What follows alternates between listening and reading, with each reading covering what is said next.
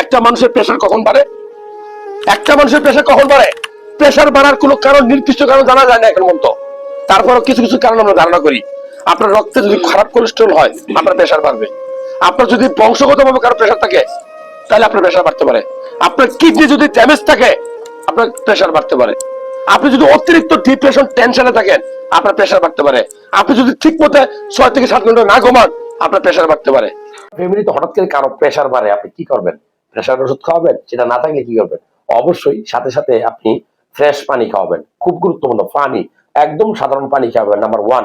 Number 2, সবচেয়ে গুরুত্বপূর্ণ হলো পানির সাথে একটু আপনি কাঁচা বা পাকা তেঁতুল, কাঁচা না পাকা তেঁতুলটা মিক্স করে দিতে পারেন, এবং তেঁতুলের বিচি গুঁড়া করে আপনি খাওয়াতে পারেন পাউডার দিয়ে।